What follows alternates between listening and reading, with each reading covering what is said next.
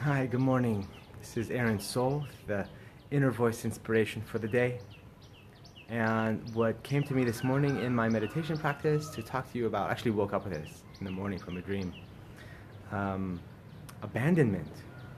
I mean, it's no wonder we're so sad and depressed as a society, as a culture, as individuals. Sure, we have all these moments of just feeling abandoned. And we don't call it abandoned, we call it depression, but we don't recognize that abandonment, that depression comes from a lack of connection, from the abandonment that we abandoned as a society, the interconnectedness that is natural to our nature. It is what our nature strives for, or our nature desires.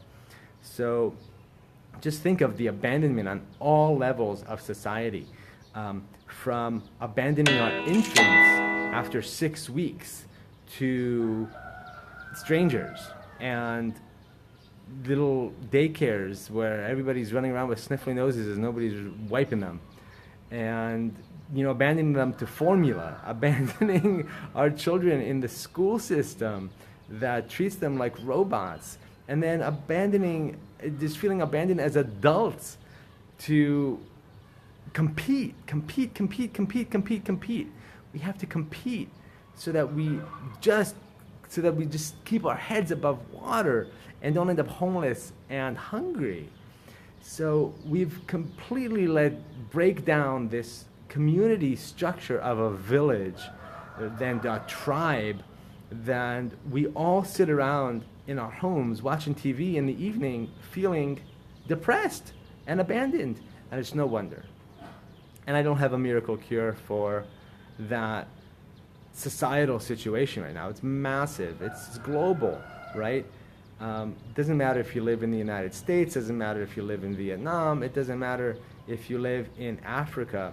That global cancer of competition and lack of community is killing us slowly, because it's forcing us to take. And we take not only from each other, but we take from the environment. And of course, by having everybody feeling they have to take so much and hoard so much, it just means that there's nothing left for others, and there's nothing left for the wild and the wilderness. There's nothing left for nature. And of course, we need nature to survive. We can't survive like machines in a sterile environment. So of course, the solution always starts from within. We look at these global problems. The solution always starts with me right here, right now. What can I do for me? How can I overcome my sense of abandonment and my experience of disconnection in order to bring more of that sense of togetherness to my family, first and foremost, and from there to my community, and from there to my global village, because we are in an era of global village, that it's a possibility to have a global village, and I'm very excited for that. It starts with you. And if you're a parent, it can start with your children. Children need their natural sense of curiosity to be supported. My 4-year-old girl came up here right as I was about to make this video, and I could have easily just be like, hey honey, look, I need some space, I need to make this video right now, it's my time to do this.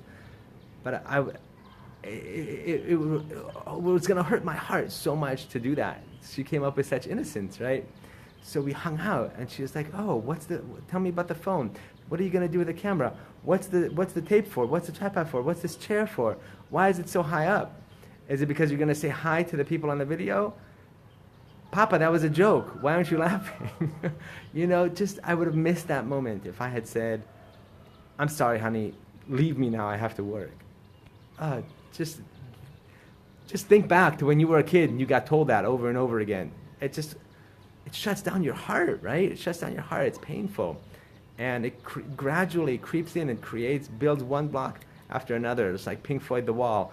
One brick after another creates this disconnection that we all experience. And of course, if you've never seen The Wall, Pink Floyd's The Wall, the film, and really listen to it, this is what it's about. It's about the wall that we build that disconnects us from everybody. Excuse me. So, right now, for yourself, what can you do? I'm just going to receive from the inner voice. I'm going to let it come through me, talk to me. I mean, it starts with your heart, right? Tender, tender heart. But put your hands on your heart. Take a moment. Because these are difficult things to face. And what we really need is tenderness. Because we all feel so vulnerable. So take a moment to put your hands on your heart and offer yourself a moment of tenderness, of empathy, of sympathy for all those times that your natural sense of curiosity was not nurtured, supported, and loved.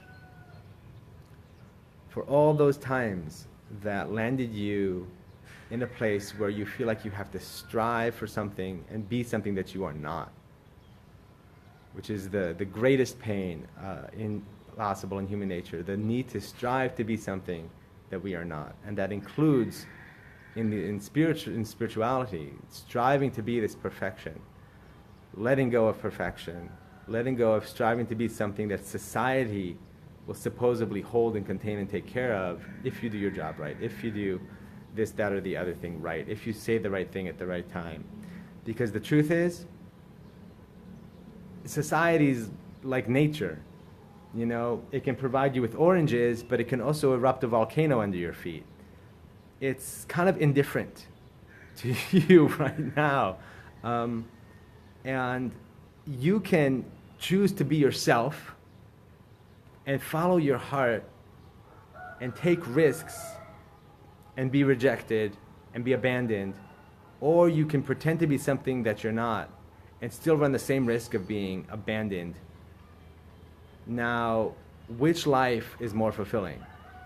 Because you run the same risks either way.